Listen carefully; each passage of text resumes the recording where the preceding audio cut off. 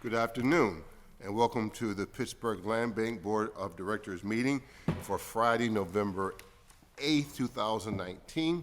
Our first order of business is the roll call. We'll ask that the clerk would please call the roll. Dr. Jamil Bey. Present. Marita Bradley. I'm sorry, excuse me. Reverend Ricky Burgess. Here. Dr. Jamil Bey. Paul Ledger. He let us know he would not be here. Diamante Walker. Senator Wayne Fontana. Here. Teresa Kale Smith. Here. Daniel Lavelle. Here. Steve Mazza. Here. Wanda Wilson. Present. You did really good on those names. Thank you very much. We have a quorum. The first thing is public comment. Members of the public who want to address the land bank, you'll be given 3 minutes to address the land bank. Are there any speakers? Seeing no speakers today, we will move into the minutes. You have been emailed a copy of the October minutes. I need a motion to accept the minutes. So moved. Second, any conversation about the minutes? All in favor signify by saying aye. Opposers, nay. I will defer any conversation of my own until later in the meeting. We do have a staff update, and that's from Mr. Clark. Yes, just most of you have emailed with, and many of you have met this morning or this afternoon, but Cheryl has started at the URA, and she will be our lead executive administrative assistant in fulfilling our URA's obligations under our MOU with the land bank. So things like pulling together meeting agendas, processing check requests, updating the budget. Cheryl will be the main contact going forward at the URA for those kind of things. Right. Thank you very much. Welcome. Thank you. Good to have you. I'm already enjoying working with you. That takes us to the financial report, and that's really you, Miss Mong. Is that the? Yes. Mong. Ms. Mong, that's you. Well, she did well with our names. We're not doing so well. We're not doing so. It's Mong. Thank you. So Cheryl will provide the update on the October expenditures. Just a more general overall update. We have both met with Director Lager in his role as treasurer, working towards bringing a close to the 2019 PLB budget and putting together the 2020 PLB budget. And we will be presenting that at the board meeting next month. We've also, since Cheryl has come on board, identified a few process issues just with things like processing checks. She has checks for everyone here today, I think, for reimbursements, so stay around after the meeting. But there was an internal... Not everyone. There was an internal URA delay in getting some checks out because things kind of choked at one person, so we're working to fix that and make the budgets a little more accessible for board members and make the check process a little faster. So that said, Cheryl can go over the October expenditures. I believe there's only actually one that needs to be approved by the board. Yes, that's correct. There is one check for the URA for the amount of $44,449.21 for administrative services. All right. The motion is actually to receive the financial report and to approve the October expenditures. I need such a motion. You need a second? Second. Questions on the expenditures or on the report? I don't see a report. It is... At the very end, there's a disbursement summary. Is that what you're referring to? Normally, we see the financials, and I don't have. Yeah, that's correct. Those were, that's what we're pulling together with Paul as part of the year-end 2019 budgeting process. So we'll have October and November next month at the December next month at the December board meeting. But I'm not sure we could take an action on something we're not seeing. That's right.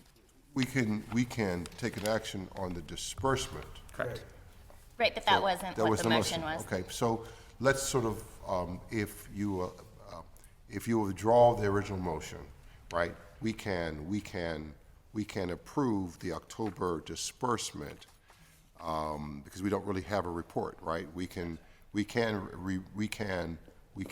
separate that. And so can I then instead entertain the motion?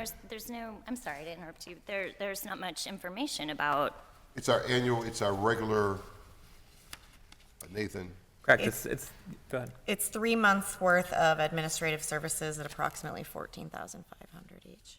our contract with the URA is ongoingly, but we give them money, not all at once. We give it to them in periodic increments during the year. So, yeah, it's the memorandum of understanding, so office space, Cheryl's salary, computer, phone access, printing, that kind of thing. We already under just- I agreement. mean, I understand that that's the monthly administrative services, but the information that we have before us would not give any indication that that was actually, there's just not much detail to it. So, that's informative. To say that it's 3 months of those expenditures is helpful information, but it's not actually in the written materials that we have before us. So, Mr. Chairman, Could you so what make a- happens is outside of people that are familiar with what happens within the URA or anywhere else, we wouldn't know what the actual breakdown is. So we have a breakdown.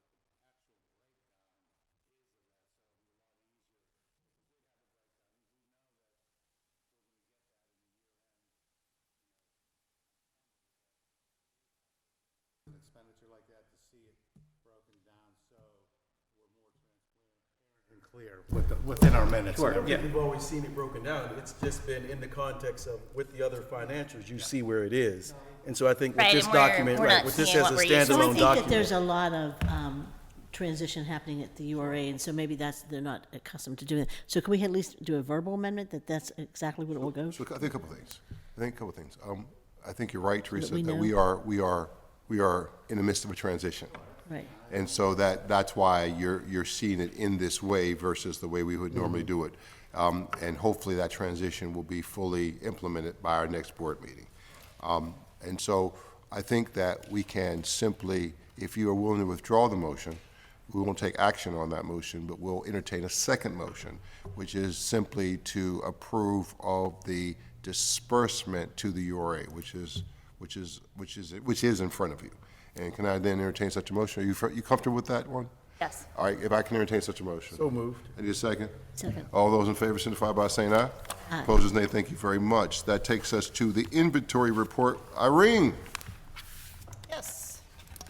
That quiet title action is moving along. I actually had to push back a little bit with our title company on the commitment. There was still a judgment that they had on there that I was like, why is this on here?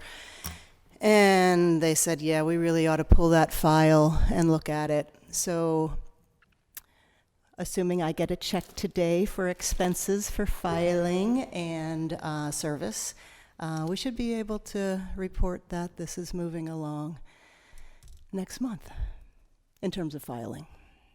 Any other conversation with our solicitor? If not, I don't know that there needs to be an action other than we. No, there doesn't need to I be. didn't think so, okay. That's just a report. That takes us to the Property Reserve Committee report. Wanda. Thank you. Get to you. I'm getting there. The URA staff have been helpful to put together a document outlining the recommendations of the committee, and we're going to be able to send that back out to the committee themselves to make sure we have everything. But a lot of good recommendations about how the process that's currently the process that community groups use to utilize the property reserve can then be moved over to administration through the land bank.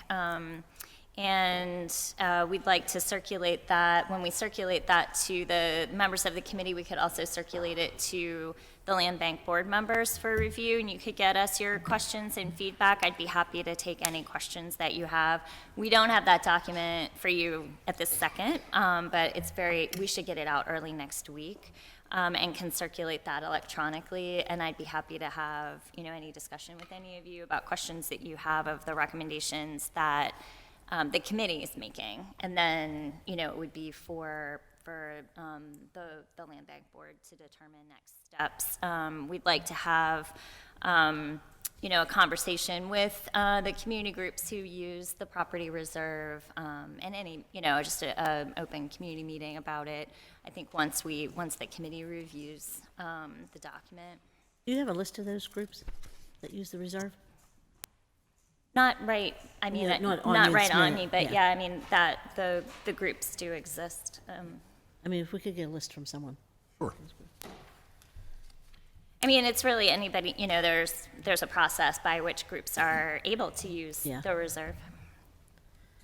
And that's part of what the committee's recommending, is that process is, and that eligibility is a good one, and that should be maintained. And then some of the other things can be put in place to make the property reserve, through the land bank's administration of the property reserve, actually help those groups clear title on properties quicker, and so maintain a lot of the things that are good about the property reserve, and fix some of the things that are pinch points or pain points for people who are using it. Teresa. So I'm just going to say, I think that, we had the post agenda yesterday regarding how we're disposing of properties in the city of Pittsburgh. I think there's just so many different avenues between the URA, the land reserve, the land bank, the real estate department. So I think we need to streamline. This was supposed to do that, and I still don't see that happening. After how many years we've been around? What, 5 years? Maybe, I think. 3 years? I mean, I just think that we need to really address this in a way that's, more comprehensive and easier to utilize for the general public, not just, specific groups and organizations. But I think it's a conversation we have to have, and Yes. and I know the council members are ready to do something different, so. Let's think about this backwards. The way I've been thinking about it is backwards, right? The goal is to have land that's available to be transacted, right? The barrier to that is the title and the title clearance, right?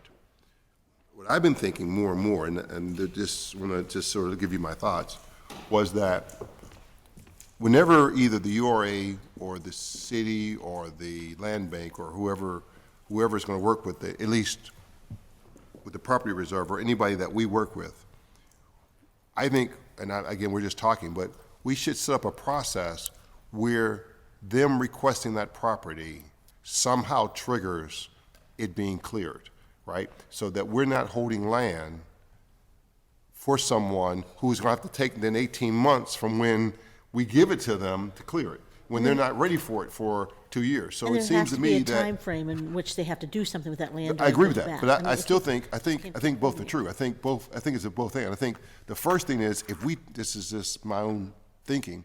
My own thinking has been, let's say there's let's pick up, Me. there's, Dr. Bay wants to get property X to build a community center, right? And he needs these 3 parcels. And the 3 parcels have not been cleared, right? And so we, the administrators of the property reserve committee, say, yes, Mr. Bay, your organization is qualified. We're going to hold these for 2 years, 3 years, some period of time, so you can get your funding in order to build your community center. But it seems to me that if we And make. somewhere in there, it should be a signature or some kind of sign-off process from the community being supportive of that, if we're using. That part's true, and that's probably what the registered community Make sure groups the need to do. community- Well, I think but whatever- community groups and community are 2 different things. I'm just going But to say. some process, right? But I also think, and I'm really talking about the internal process, really, it seems to me that should trigger the city then to clear that property. Because we are making, if we're going to reserve it for him, it seems to me we ought to then have some skin in the game saying, we're going to clear this property. So by the time he gets his financing, we've done our part, we deliver to him a clean title, a property, he can go build. Right now what happens is the community groups reserve the land, right? And they say, we want it, we want it, we want it, we want it, we want it. And then when they're ready to build, they got to go through a process to go clear that title that could be anywhere from 12 months to 2 years. Irene, I'm right about that. That's how, unless it's already cleared. I was just looking to Wanda for, is that when the title clearing starts? Yes, it doesn't start until they put money there, usually, unless the URA is going to do a project. The holdup is the city clearing the title. And Yeah. that's what we've been discussing in the Property Reserve Committee, which isn't only applicable to the Property Reserve, but that's been where these discussions have been, is that the staffing to make that happen, is really where we need to address the capacity need. And so I think it's not necessarily we had a staff update above, but I wonder if I could have a little bit more understanding about the process for adequately staffing the land bank to do that work. Will we have a director? What's the status of the capacity? Because it impacts everything, a lot of different processes for members of the general public to access properties, members of the community organizations. But it really is the issue that's coming up as something that I think as the board it would help us to understand. One more question before you jump, because I think this may help this is a part of that. So as the community group that wants to build this community center, and I've identified these parcels and start the process, before I can start the fundraising, I need to assure the funders that I have site access, that this is going to be my property. Yes. And so somewhere there needs to be some agreement that says that this is Yes. happening. Right. Yeah, to take some of the amount of risk out of the process on the Right. part of the community organization. I agree with everything. And I'll deal with the capacity issue in a separate conversation, but let me sort of talk about why I think the property reserve is small enough, right, that we could begin that clearing process with them, even though we're not doing it with all of the properties the city owns, right? We need a process that clears all of the property the city owns, right? We can't do that right now. Well, and yeah, that's the land bank generally. But the property Yeah. reserve would be small enough, right, that we could use it as a model of what this process could look like in my head. Now, that's sort of my thinking is that unlike the city, if we take land in, we should clear it. We should not, the land bank should not hold property it's not in the process of clearing. If that makes any sense. Unlike the city holds all this land that doesn't clear. I'm suggesting that we become a cleaning process, that when we take it, we clean the title as part of our due diligence of possessing it. That's kind of what my thinking is on this. And I can do it now. Okay, so we've had now, how long, Maria, how long we've been talking to the treasurer's office? It's been a year? We've been in an ongoing negotiation with the treasurer's office and the real estate department to talk about restructuring and what that could look like. We've been doing it very quietly, but it's been about a year process, right, with the URA and ourselves. Well, I'd like to make sure that we're part of those conversations because I'm really interested in that part too, because I don't think that they've not done a bad job. I think that there's been one issue over all these years, and for the most part, or maybe two issues, but for the most part, I think it gives council an opportunity to be the voice of the residents and what they'd like to see happen in their neighborhoods. so And I don't let- know that we necessarily do that. So let me tell you at least the process we've engaged in. The process we have been trying to unpack is where are the pinch points? Where are the places where this process gets held up, right? Kind of internally, right? That's we've been working with to figure out, okay, no, exactly. We kind of unpack where everything happens. Then, okay, if we want this process to be more streamlined and effective, what does it need, right? We're kind of there now thinking about what, we kind of know that. And the idea was then once we knew what it needs, then what part of that capacity comes from the land bank, what part of it has to come from the city, what part of it needs to come from the URA, what part of it needs to come from the housing authority. Because they play a little bit, not a lot, because they own a lot of their own properties.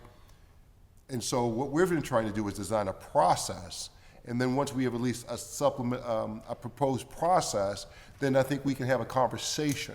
At the end of the day, you need full-time staff that just cleans land.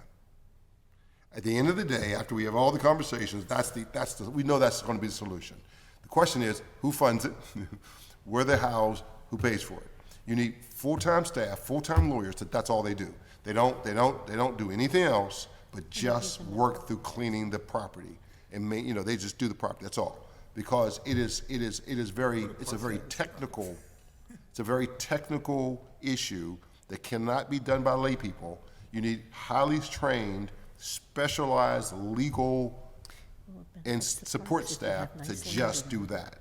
And so Maybe we can use some of the park tax money. It benefits the parks if we have nice land around it. I'm just saying.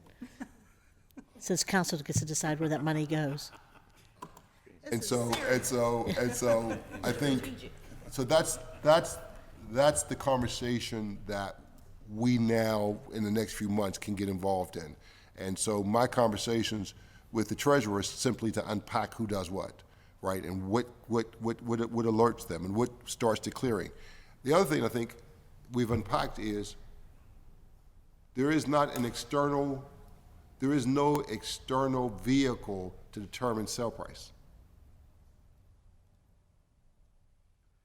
So we're selling land, but not at market prices. We're not selling at market prices. So there's not a real good external vehicle that determines how much we're selling land for. So some of it,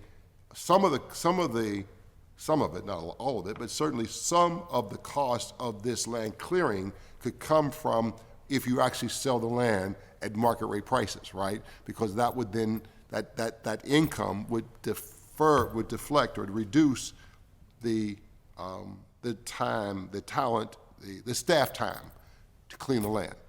But it's so big, it's like city of Pittsburgh's, it's what, 14, 15,000 properties? So that's why the land bank becomes a good vehicle to kind of figure out how to make the process right. And if we can get it right, then the city, actually, it'll come, hopefully, this becomes a time when we will lead the process, and then the city will follow us. That's the design.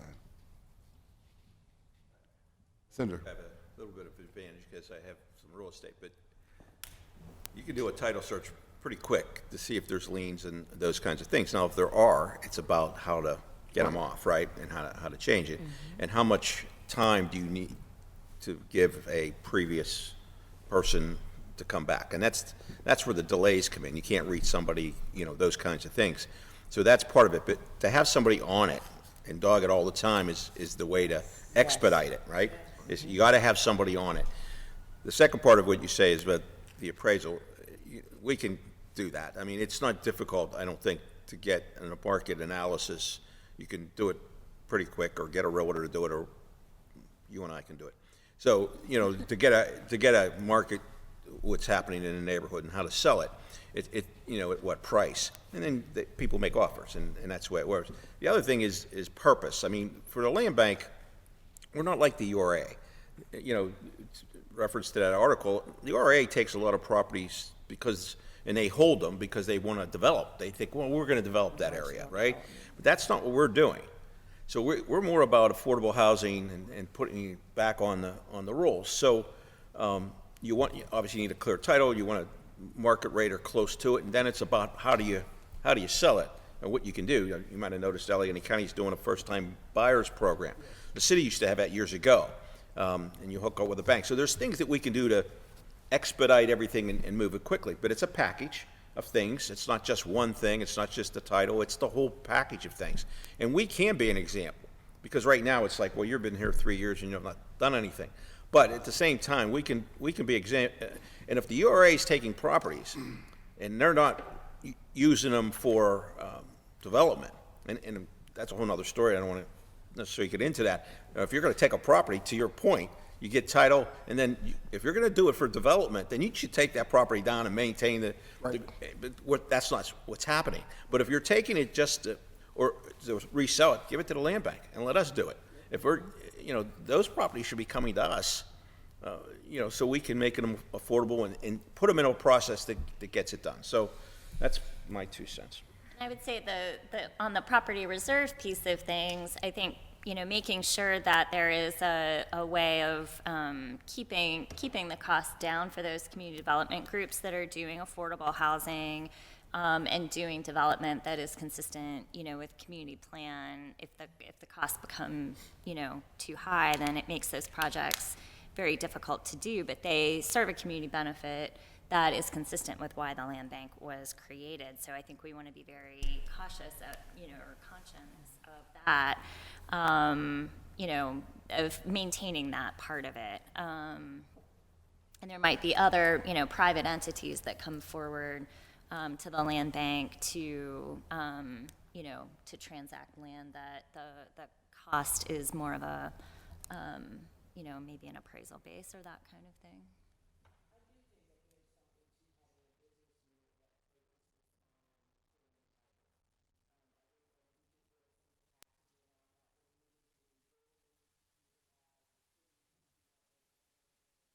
Altogether, there may be an opportunity to create some staffing resources to start to do this at scale. So I'm in full support of that notion. What would the overall staffing for the land bank look like then? So, okay, so I think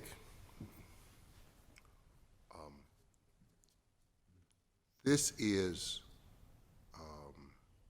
in flux. This is sort of in flux. But the idea is that over time, the vision of the land bank would be the first stop of entry into land for the city of Pittsburgh, that the person, the individual who wants to do land, have something to do with land, right? Instead of going to the real estate department, we would be at least a thought of it, is we would be the conduit by which because everybody who comes in, or it's residents or developers, they all have an interest in the city, right? There needs to be one place, a single place, where they come through the door and say, we want this land. And so then, depending on what their interest is, then they are then moved to the URA, the land bank, the city, depending on what their end use is going to be, right? If it's individual people, building affordable housing, that's probably us. If it's some people who want a side yard, they want to do a side yard, expand their property, that's probably the real estate department. If it's a major developer or the housing authority, then they move over to the URA. It seems to me that the housing authority is going to need, not the housing authority, sorry, that the land bank is going to need probably a staff of somewhere around 8 or 10 people. And if it's going to do this land recycling piece, that if it's going to do this constant recycling piece, you're going to need a dedicated staff of about 8 to 10 people who just clear land. That's all they do, right? And over time, more and more of the city's inventory would get moved over to the land bank. I say we clean because somebody, the city does not have a vehicle that does this constant cleaning. There is no vehicle for it. And so over time, I think the real estate department would get smaller and the land bank would get bigger. And so at the end of the day, the land bank would have somewhere probably around 10 employees. The real estate department probably would have a little less employees, because they still do taxes and things, but in terms of land recycling, in terms of getting rid of liens, of doing that process, that would be the land bank's function. We would be the land cleaning entity for the city, which is why a person who wants to get some parcels would come to us first, because we would be the entity that would start that process of cleaning the land. That's sort of I think I've said it right. Did I say it right, Maria? That's been the conversation, and the reason it's been with the real estate department is because they will have to shift some of the responsibilities that they do over to the land bank, and it has to be in a, It's almost like privatizing another department, because we're going to get rid of some of those people, is that what you just I said? don't think you can get rid of them. I think, Well, you said we're going to have less. well, they could have less, they'll have different functions, whether they get less or not, I don't know. But they don't have the staff now to do this. So that, So, they, right, they don't have the staff now. So they may but not- they may not re- Instead of strengthening them, we came up, created a land bank, and wasted over 3 years trying to get this all together. But go ahead. No. I mean. Yes, yes. No, because the purpose of the land bank is that we have the ability to clean title faster than the city, than any other entity. Unless we gave them. But we don't have the But people it's actually only doing the 4 work. So it was 18 months, right, No, before? but that's, and but now that's it's state law 14 that months? allows us to do it. So it's 4 months?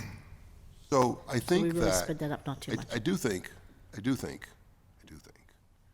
think land banking is right. It is the right approach. The idea of You did it when recycling, it was first coming out, but go ahead. pardon me? You did it when it was first coming out. I was one of those people with you. But go- Right, because we were fearful of They it had the not wrong having chairperson. community, we were fearful of it not having community participation. In fact, part of the delay has been to make sure that every single action we take has community process and community participation. And that has slowed, that, using that model, though, is a much slower model.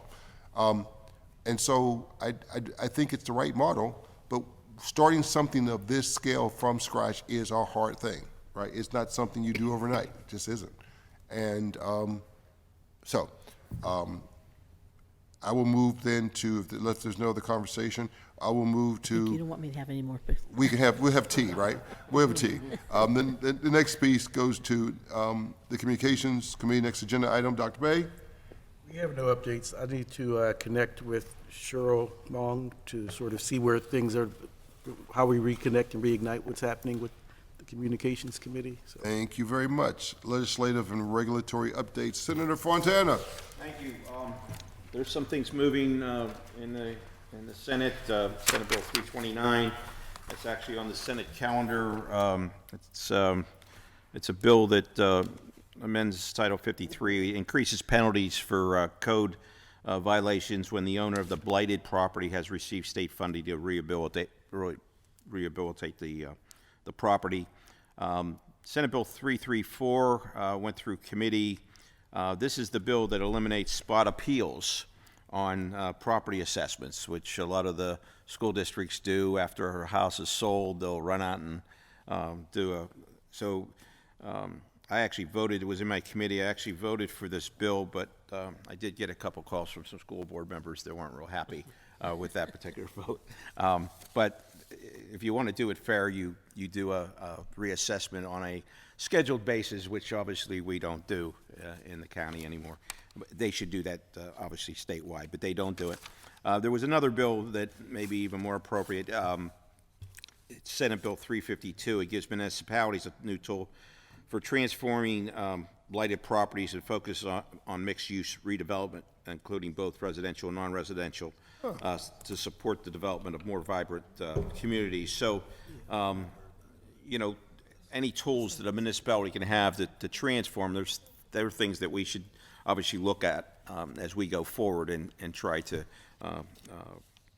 get rid of properties or sell the properties itself. They're the three things that are going on. We only have another 5 days before the end of the year. Whether or not any of these things will get to the governor's desk, it's hard to say, but they did move through the Senate, and we'll see what happens. But to your earlier point about title, some way to expedite when you find liens, to expedite that part of it. Doing the title search is easy. I shouldn't say it's easy, but it can be quick. It's clearing the liens that, in the time that's required to wait, is where we get into trouble. And I've had this conversation years back with the sheriff's office and all that to try to expedite these things. But part of it is manpower. Part of it's somebody dogging it all the time and being on it is part of the problem. But if we can eliminate some of the time frame of actually removing the liens or just writing them off, because anybody that buys a property is going to want title insurance, or at least a free and clear title, which is what we have to do. But we have to make sure that's the case. So anything like that would be useful for us here. And then we can talk about how to sell the properties and maybe do a first-time home buyers program. Who knows? We can get into all the good stuff. Thank you as always for your expertise and your champion this issue on the state level. Is there any new business before us? No, I just want to also thank Senator Fontana for always being a great representative for us on the state level. Thank you. And I don't give many Fontana. compliments, as you can tell, so that must really mean true, okay? Thank you. Senator Fontana was one of the first people to embrace me and to be my friend. And Well, he has some faults. I have never forgot that, right? Never forgot that. Never forgot that. I went to his office. I was scared of, he's a big, powerful guy. I was scared of him. He was just so warm and so welcoming, and we've been friends ever since, and I appreciate his leadership. Councilman Lavelle. Yeah, I was hoping we could take a moment to discuss executive director. I am going to ask for an executive session immediately after this meeting. I was going to wait right before the adjournment to call it, but we are going to have an executive session here immediately following this meeting on personnel. All right, is there any other new business before us? If there's no other new business before us, I need a motion to adjourn the meeting. Need a second? Second. All in favor, signify by saying aye. Aye. We are adjourned.